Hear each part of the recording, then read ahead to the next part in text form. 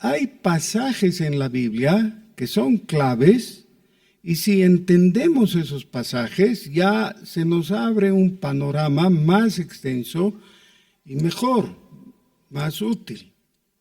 Toda la palabra de Dios es inspirada por el Espíritu Santo, pero hay pasajes que son especialmente esclarecedores. Yo diría que uno de esos es este que vamos a ver ahora en Daniel capítulo 9. Hemos visto la primera parte del capítulo, si ustedes se acuerdan. Es de una confesión de pecados. Para los que no estaban atentos, debo aclarar, en la iglesia se practica dos confesiones.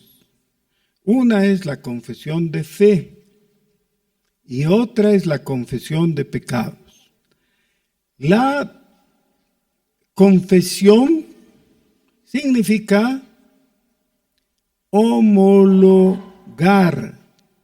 deriva del verbo griego homologeo, y es igualar a lo que alguien más ha dicho. En este caso, Dios ha declarado algo, lo ha hecho enfáticamente, ha dicho algo, y nosotros homologamos, es decir, igualamos con nuestra confesión a lo que Dios ha dicho. La confesión de pecados es darle la razón a Dios y decirle, Dios, tú tienes razón, yo he pecado, he fallado. He lanzado mi saeta, pero no ha dado en el blanco. Tú dices que eso es equivocado y yo te doy la razón y por eso me arrepiento. Y confieso el pecado rogándote perdón. Ese es el sentido de la confesión de pecado. En la confesión de fe tiene que ver con lo que la palabra de Dios dice, enseña, y que nosotros hemos reducido a algunas afirmaciones doctrinales. Por ejemplo, la más básica de todas en el cristianismo, la declaración de Jesús es el Cristo. Eso es lo más básico del cristianismo. Entonces, cuando dos personas que no se conocen están frente a frente, se presentan, se dan su nombre, etc. Y en la presentación, cada uno de los dos quiere decirle al otro, ¿sabes qué? Yo soy fulano de tal, pero lo más importante, y creo esto. Dice, creo que Jesús es el Cristo. Allá, muy bien. El otro dice, yo también creo que Jesús es el Cristo. Ahora, sobre esa afirmación está edificada la iglesia. Esa declaración. Eso es lo que dijo Pedro. Tú eres el Cristo, el Hijo del Dios viviente. Y el Señor Jesús le dijo, sobre esta roca, es decir, la declaración, voy a edificar mi iglesia. Muy bien, pero no estamos hablando precisamente de una declaración de fe ahora, sino una declaración o una presentación delante de Dios de arrepentimiento. Eso es lo que hace Daniel en la primera parte del capítulo 9. Concretamente dice, Jehová, hemos pecado. Hemos hecho lo que no debíamos, hemos sido impíos y hemos obrado con rebeldía. Nos hemos rebelado. Vamos a volver después a esta parte de la confesión de pecados, pero ahora vamos a ir al versículo 20 del capítulo 9 de Daniel.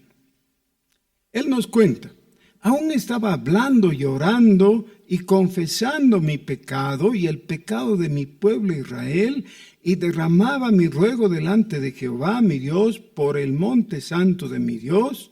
Aún estaba hablando en oración cuando el varón Gabriel, a quien había visto en la visión al principio, volando con presteza, vino a mí como a la hora del sacrificio de la tarde. Por favor, pregúntale a tu vecino. Todos tenemos un vecino, ¿no? Ahora, ¿qué hora era esa? Dice, a la hora del sacrificio de la tarde. ¿Qué hora era esa? A las 3 de la tarde. 3 de la tarde. Sí. Y me hizo entender y habló conmigo diciendo, Daniel, ahora he salido para darte sabiduría y entendimiento. Al principio de tus ruegos fue dada la orden, y yo he venido para enseñártela porque tú eres muy amado. Entiende pues la orden y entiende la visión. 70 semanas están determinadas sobre tu pueblo y sobre tu santa ciudad para terminar la prevaricación y poner fin al pecado y expiar la iniquidad, para traer la justicia perdurable y sellar la visión y la profecía y ungir al santo de los santos.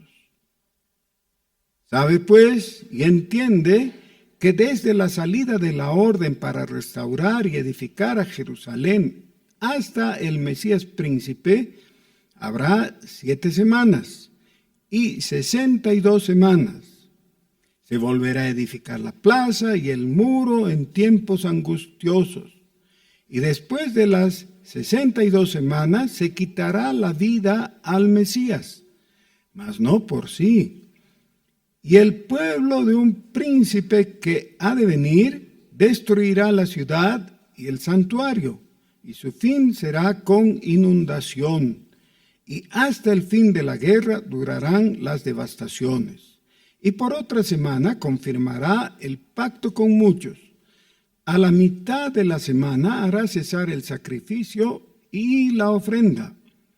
Después, con la muchedumbre de las abominaciones, vendrá el desolador hasta que venga la consumación y lo que está determinado se derrame sobre el desolador.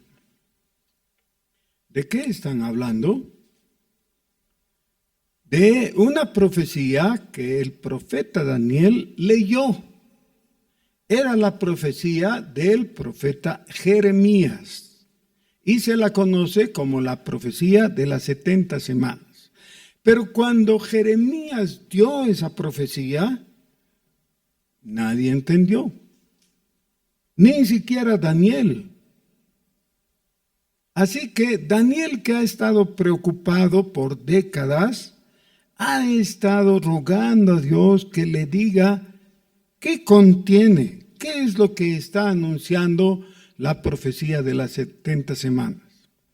Ahora, necesito referirme a algo que no es muy grato, pero hay que hacerlo. En nuestros días, gran parte del mundo evangélico recibe o ha recibido la enseñanza del dispensacionalismo.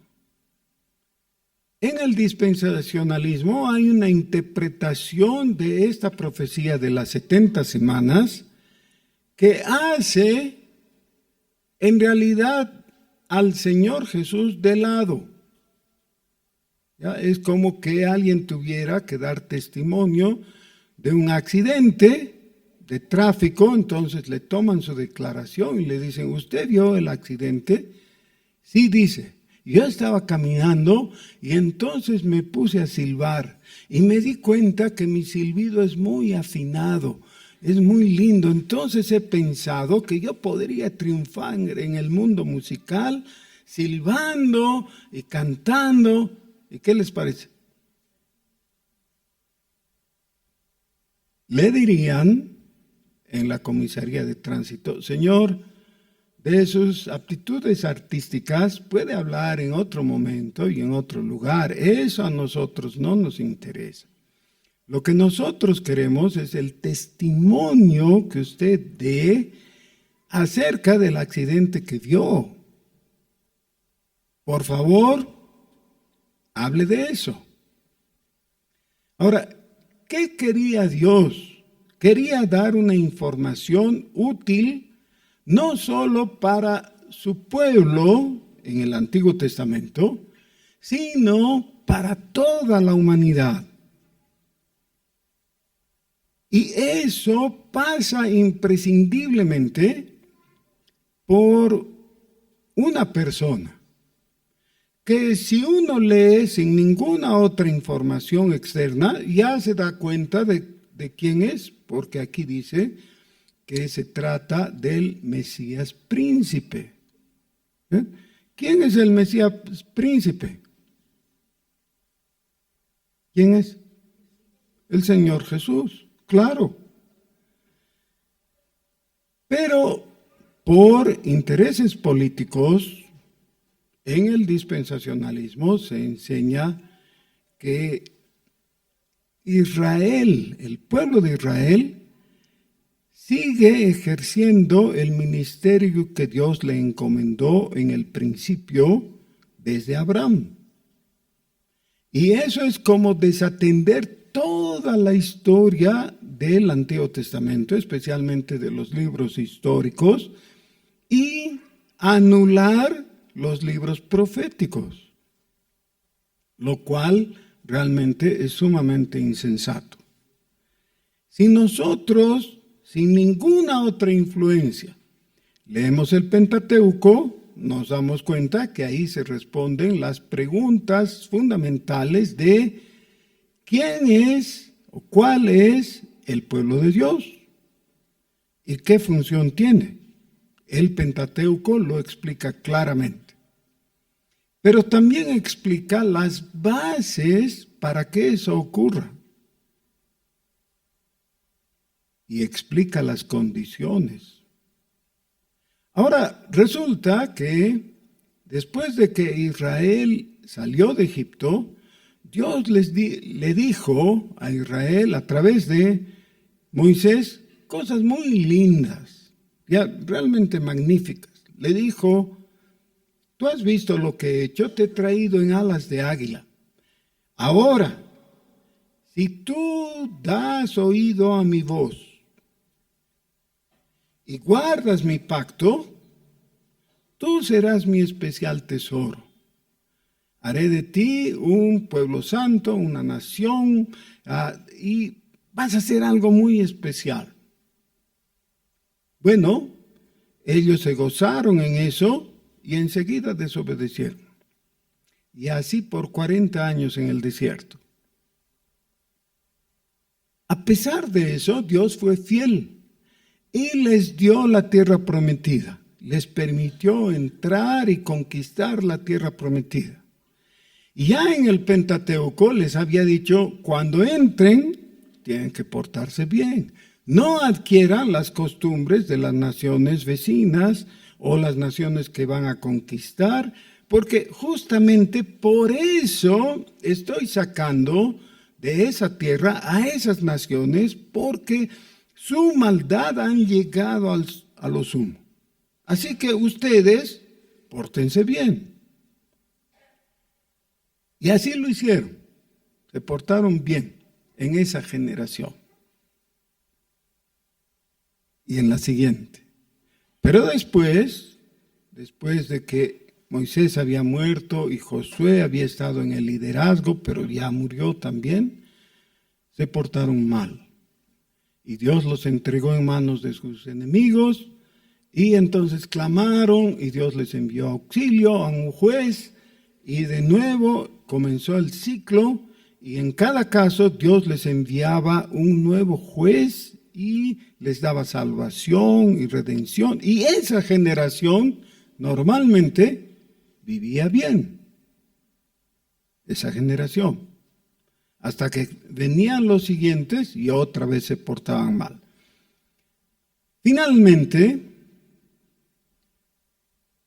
dijeron, no funciona así. Con esto de los jueces y en el sistema de la anfictionía, es decir, la organización tribal, el asunto no funciona. Queremos un rey. Samuel, que estaba en el sumo sacerdocio, dijo, pero yo les estoy gobernando. Samuel era sacerdote, profeta y juez. Pero ellos dijeron, no, queremos un rey. Queremos un rey que vaya delante nuestro y luche en nuestras batallas. Que Él administre, que Él tome la bandera. Y Dios le dijo a Samuel, no te están rechazando a ti, me están rechazando a mí. Está bien, le vamos a dar rey. Y entonces puso reglas para que el rey se portara bien, hiciera lo bueno y el pueblo siguiera a su rey. Hubiera sido bueno, no en el nivel perfecto como había sido con los jueces inicialmente, pero sí aceptable. Y entonces vino Saúl, un desastre, y David, un gran rey, pero imperfecto. Vino Salomón y los llevó a la cúspide. El reino durante la vida de Salomón fue lo máximo. Conquistó naciones vecinas y su reino se extendía desde el Éufrates al noreste hasta el Nilo, porque aún los egipcios estaban asombrados ante la grandeza de Salomón. El faraón le dio a su hija en señal de sometimiento. Bueno, pero Salomón no permaneció firme, flaqueó, cayó, justamente porque su corazón se torció por sus mujeres, que eran idólatras. El reino se partió y con la dinastía de David quedó solamente el sur. El norte se separó no solo de la comunión en la fe de Dios, sino de Dios mismo. Instalaron altares para los ídolos y casi por 200 años tuvieron reyes inestables, y algunos que gobernaron bien en lo político, pero infieles a Dios. Durante el gobierno del rey Ezequías, que era del sur, o sea, de Judá, durante el gobierno del rey Ezequías, y cuando Isaías era el profeta que acompañaba al rey, Asiria invadió Israel y el estado del reino de Israel, es decir, del norte, colapsó. ¿Ya? Y dejó un vacío. Entonces, después de Ezequías vino un rey malo para Judá que se llamó Manasés, que gobernó por más de medio siglo, un gobierno muy largo. Y su hijo Amón también continuó en los malos pasos hasta que vino a un rey bueno, Josías. Pero ya Dios había dispuesto no perdonar a Judá. Josías mismo murió en una batalla, aunque era bueno y era leal a Dios e hizo todas las cosas bien, pero Dios ya había decidido parar con el programa, con el proyecto de un reino terrenal. Ya no quería. Entonces ahí surgen algunos profetas. Es justamente en la época de Josías y los que le siguen que surge el profeta Jeremías. A Jeremías le tocó bailar con la fea, porque el pueblo estaba dedicado a la idolatría y andaban en ambivalencia, de rato en rato buscaban a Dios, pero no lo hacían de limpio corazón. Era muy feo. Y el pobre Jeremías tenía que decir la palabra profética, pero era desagradable. Jeremías mismo tuvo que sufrir mucho por la persecución de sus compatriotas que no querían entender las razones que él daba. Se portaron muy mal con él. Lo encarcelaron, lo metieron en un pozo, en una cisterna, que no tenía agua, tenía lodo. Y él se hundió hasta el pecho en el lodo, y una persona que le tuvo compasión le lanzó un trapo para que se amarre debajo de las axilas y quede suspendido y no termine de hundirse y muera. Y ahí, en ese lugar horrible donde estaba sufriendo tanto, Dios le habló. Y a ese profeta Dios le dio esta profecía de las 70 semanas. Nadie entendió, porque nadie tenía la vista desde lo alto, solo Dios. Ni el mismo Jeremías entendió. Así que, por algunas décadas que Daniel estuvo en Babilonia, pero estaba informado de lo que pasaba en Judea, recibió el conocimiento de que había una profecía de Jeremías. Y con mucho lamento acudió a Dios y pidió que por favor le dé entendimiento, que le explique de qué se trataba, qué decía esa profecía tan importante.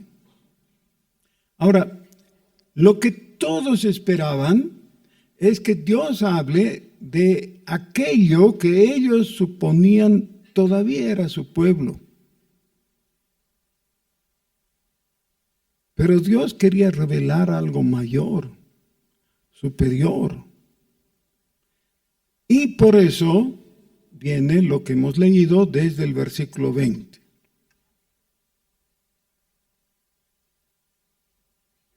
Dice que el profeta Daniel estaba hablando en oración y el ángel Gabriel vino.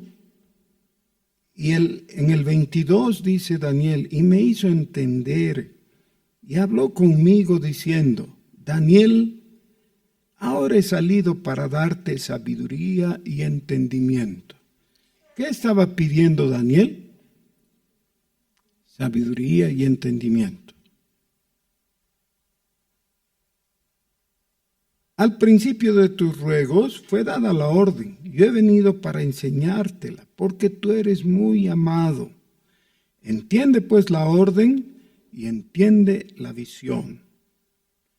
Y entonces pasa a explicar la profecía de las 70 semanas. 70 semanas están determinadas sobre tu pueblo y sobre tu santa ciudad para terminar la prevaricación. Si leemos todo el versículo 24, vamos a encontrar que hay 6 objetivos. 6 objetivos. Cada uno de ellos debe ser tomado en cuenta. ¿Cuál es el primer objetivo? Es el que acabo de leer. ¿Cuál es?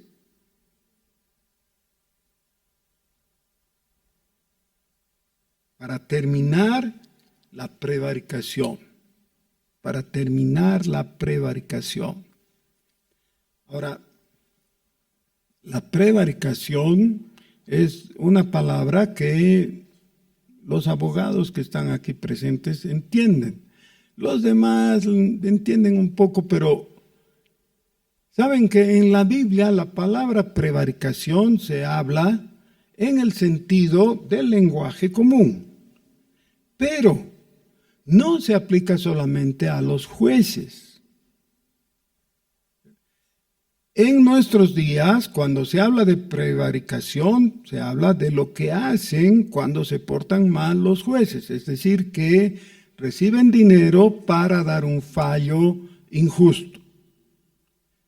Aquí no está hablando de jueces, está hablando de una prevaricación mayor, que es la prevaricación sacerdotal. Ahora, dos personas tienen un inconveniente y dicen, no nos entendemos, entonces nos pelearemos a puñetes. El que le rompa la nariz al otro, ese gana. Dicen, pero eso no es muy civilizado. Mejor busquemos en un juicio que un juez diga quién de los dos tiene razón. Bueno, así preservamos nuestra nariz o nuestras narices.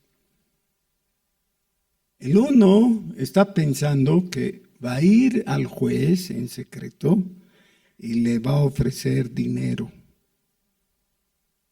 Esa es la prevaricación si el juez acepta, ¿no?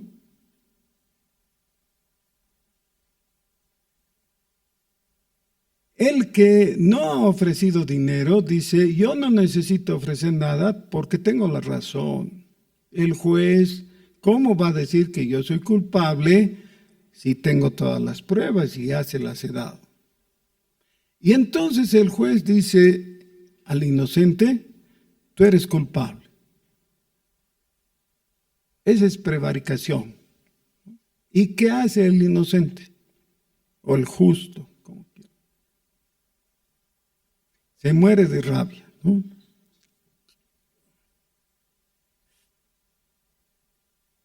¿Es grave? Es grave. Pero más grave es cuando el pecador acude al sacerdote para que el sacerdote cumpla su función, cumpla su ministerio. ¿Y qué tiene que hacer el sacerdote?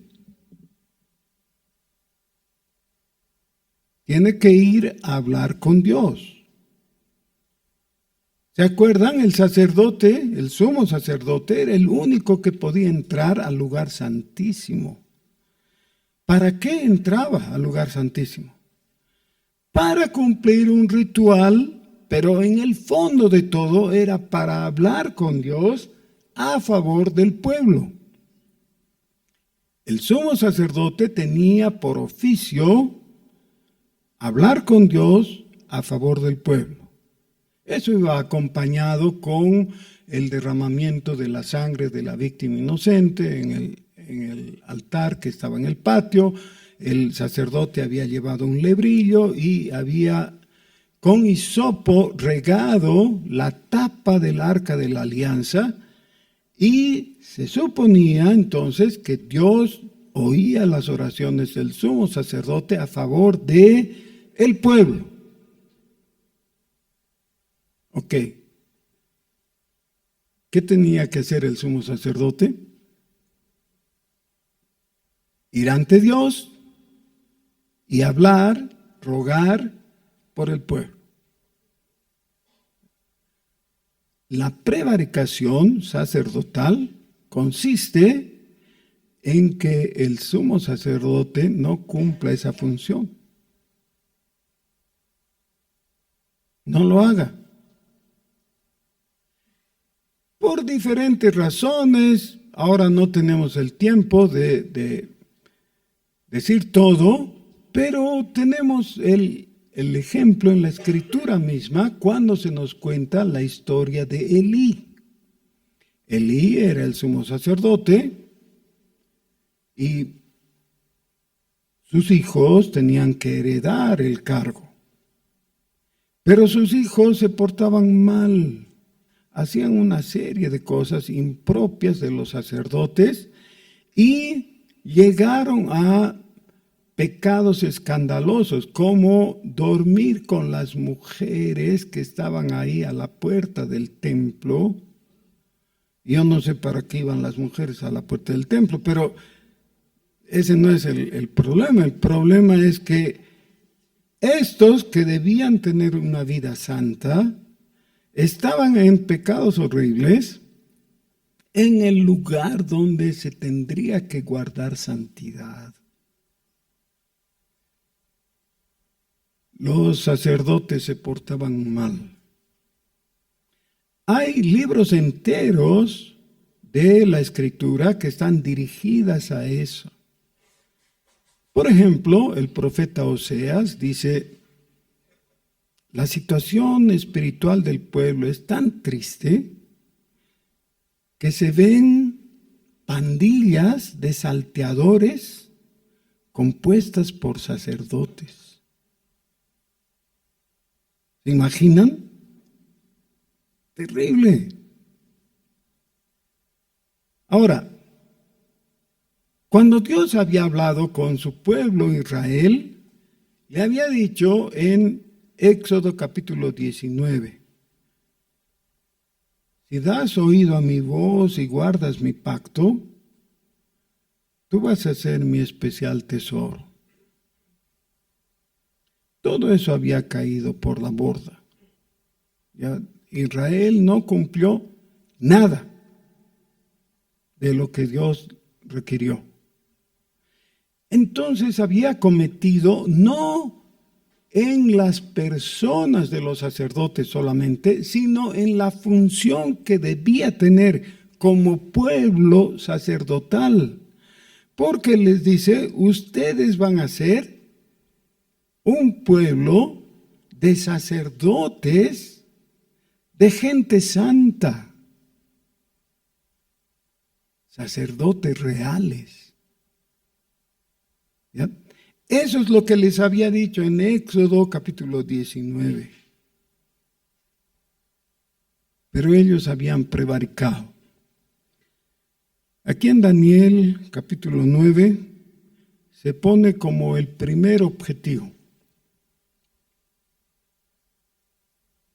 para terminar la prevaricación.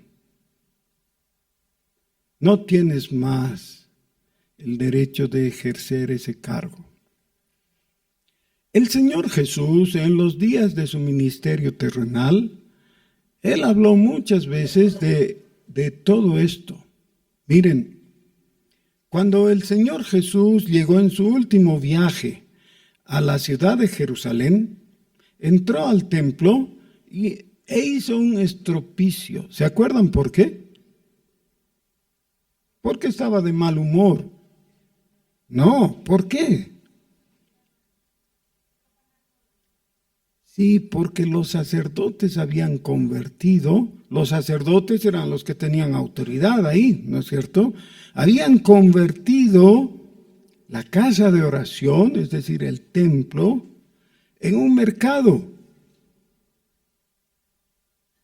Entonces, obviamente, el Señor se enojó. Bueno, los sacerdotes de ahí reaccionaron. No estoy pensando en el pasaje que nos cuenta esto en Juan capítulo 2. Estoy pensando más bien en el pasaje que nos cuenta esto en Mateo 21. Los sacerdotes reaccionaron y le dijeron, a ver un momentito, ¿con qué autoridad haces esto? ¿Quién te ha dado esa autoridad? Obviamente, ellos están pensando, nosotros somos los que tenemos la autoridad. Él no puede hacer eso. El Señor les dice, no voy a responder a esa pregunta, pero les responde. No directamente, por eso había dicho que no iba a responder. sino a través de una parábola. Les dice, un hombre preparó un huerto, hizo todo como para que funcione, para que esté bien. Y entonces lo cedió en alquiler a unos labradores.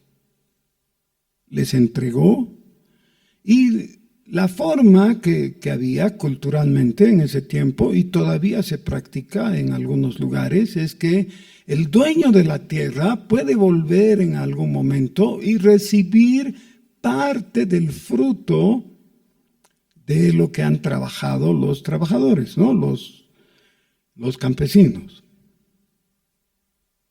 Entonces, este hombre, dueño de la propiedad, no volvió él, envió a un mensajero para que le entreguen lo que le correspondía. Y ellos le dijeron, no te vamos a dar nada.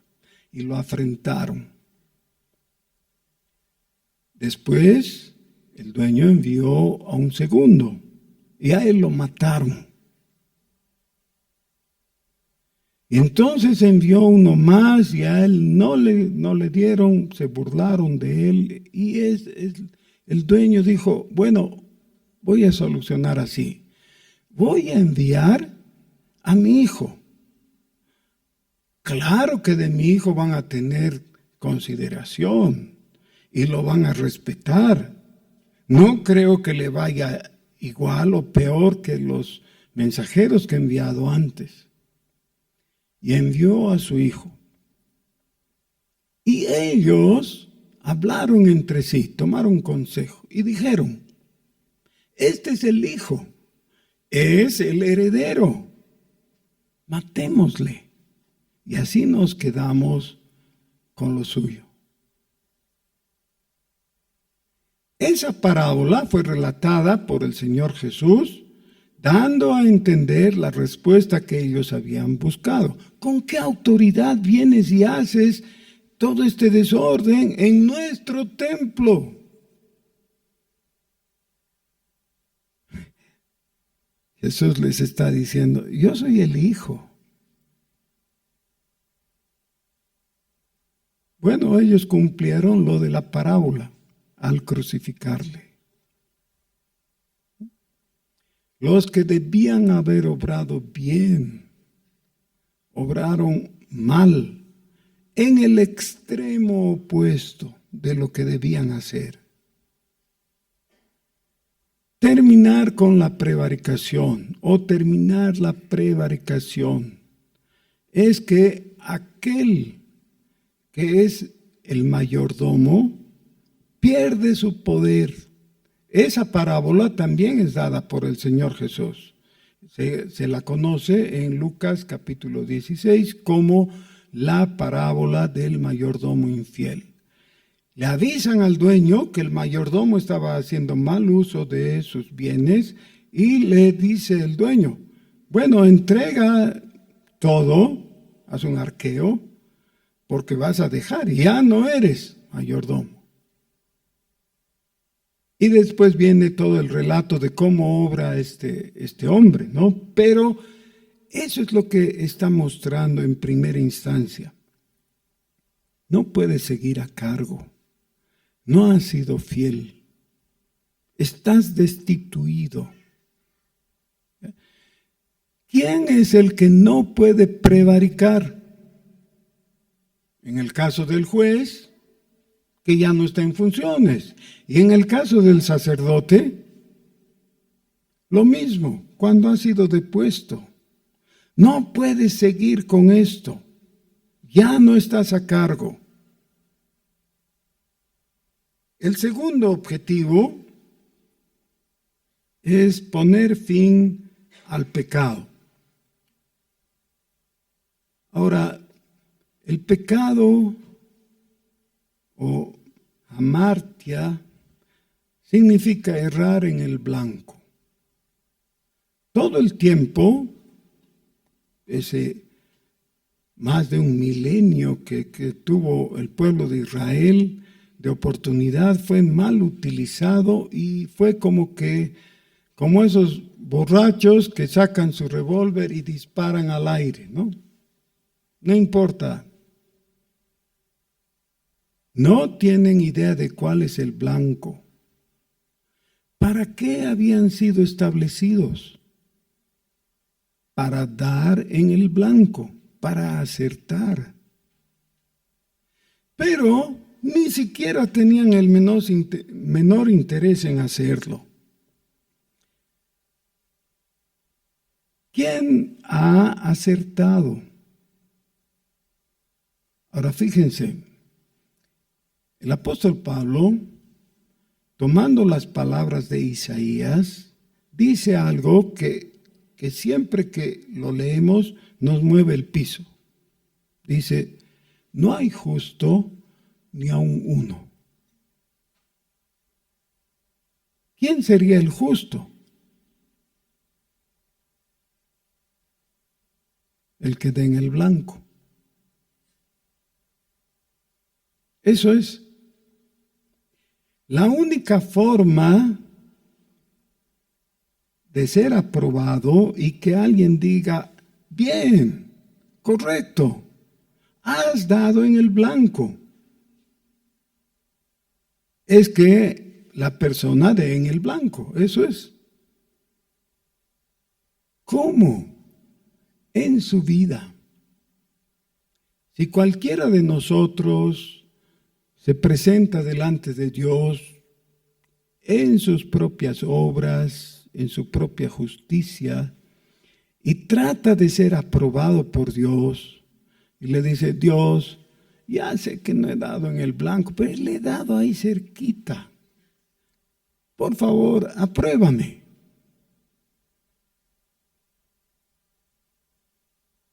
Dios no puede mentir. Decir que ha dado en el blanco sería una mentira. Dios no va a mentir por darnos gusto. No hay justo, ni aun uno. Hemos fallado, hemos hecho lo malo. Y si tenemos que decir algo, mejor sería que volvamos a leer la primera parte del capítulo 9, donde Daniel confiesa su pecado, confiesa que no ha acertado, ni él ni su pueblo. Pero en una ocasión, un hombre fue para ser bautizado por Juan el Bautista. Juan el Bautista le dijo, ¿cómo te voy a bautizar yo? Tú tendrías que bautizarme a mí. Pero el Señor respondió, deja. Es necesario que cumplamos toda justicia. Bueno, este hombre fue bautizado. Y entonces el Padre Celestial se manifestó con estas palabras ante las cuales el universo completo tembló. Estas son las palabras. Tú eres mi Hijo amado, en quien tengo complacencia. O sea, en su vida perfecta, Dios recibió, o Jesús recibió del Padre Celestial la nota de aprobación. Nadie más, nunca. ¿Podemos ser justos de forma relativa? Sí, podemos. Por ejemplo, de Job se dice algo así, y de algunos otros hombres sobresalientes se dice que fueron relativamente justos o buenos o que hicieron bien, pero siempre en el trasfondo comparativo de todos los demás injustos.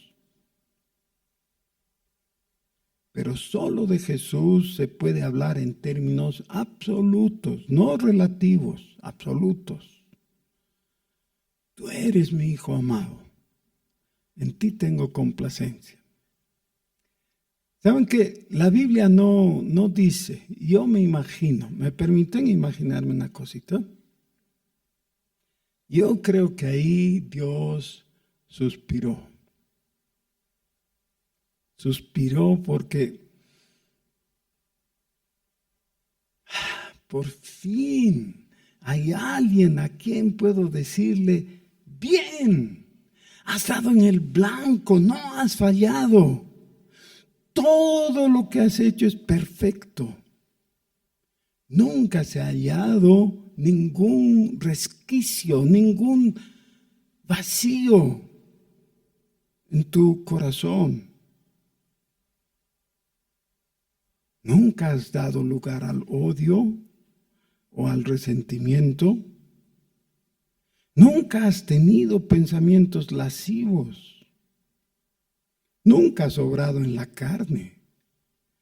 Todo lo que has hecho está bien. Contigo termina el pecado.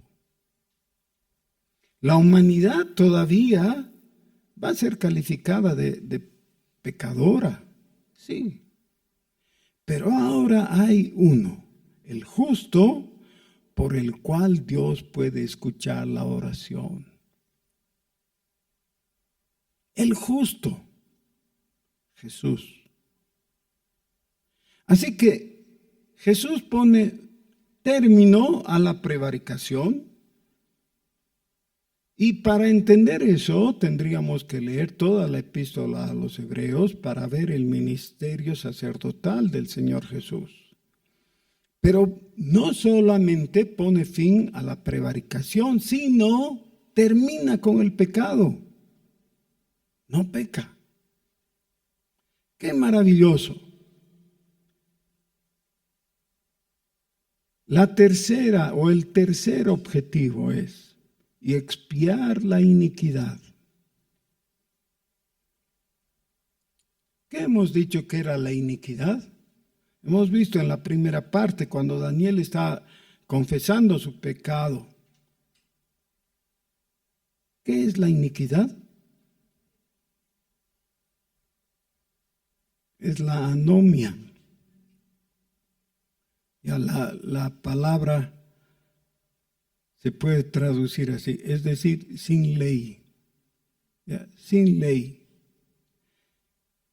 El que está viviendo en anomia está viviendo en rebeldía.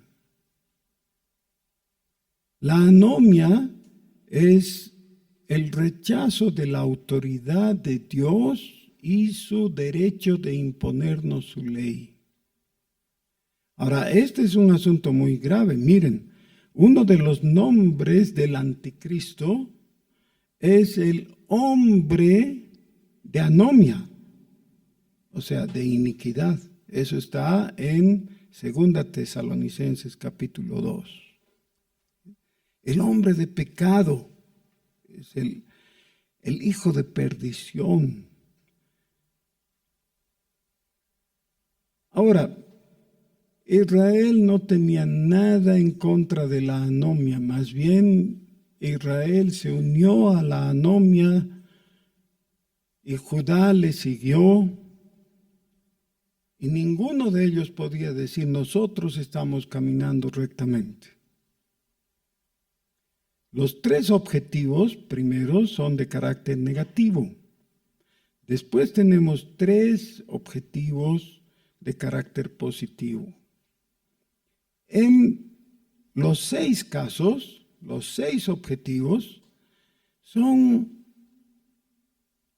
muy importantes de observar que se cumplen en los evangelios, en la persona del Señor Jesús. Nosotros vamos a celebrar la Santa Cena en breve. La Santa Cena es el culto por excelencia en el cual nos encontramos con Jesús para decirle que estamos agradecidos, que estamos confiados en Él, que permanecemos en esta posición de reconocerle. No podríamos hacer eso si es que seguimos pensando en el viejo plan ya desplazado en que Israel fracasó y no tiene más lugar. Todavía hay gente, algunos predicadores, que siguen pensando en Israel y el papel que pudiera cumplir en nuestros días. Eso solo es una distracción. Dios nos quiere hablar por su palabra. ¿Y cuál es su palabra? Jesús. Eso es. Jesús es la palabra viva.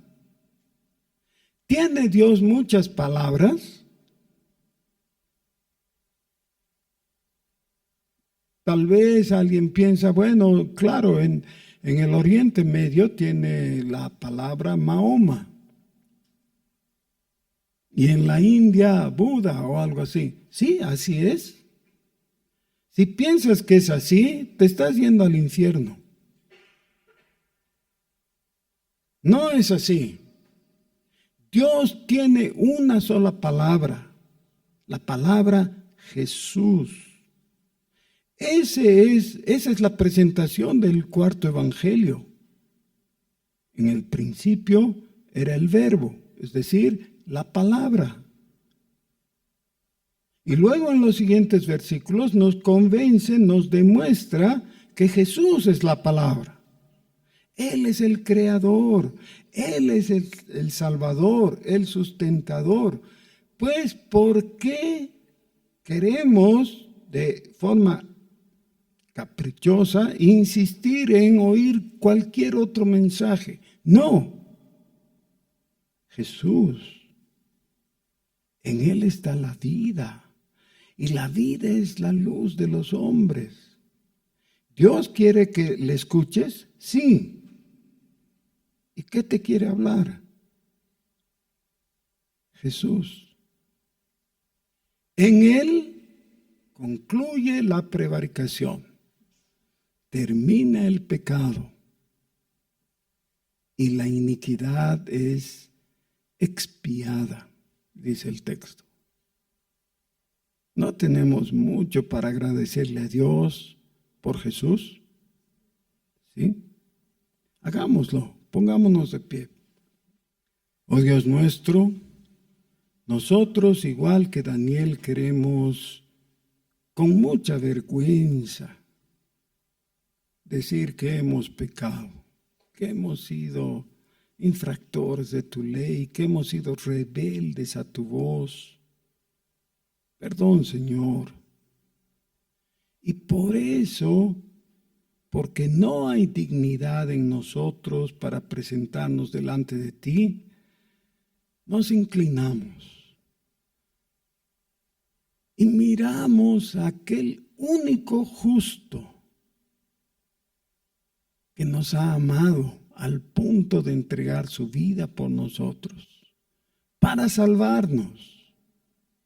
Señor, gracias porque tú no has fracasado. Has cumplido los objetivos propuestos en la profecía de Jeremías y explicados a Daniel. Tú lo has hecho. Tú eres el cumplimiento.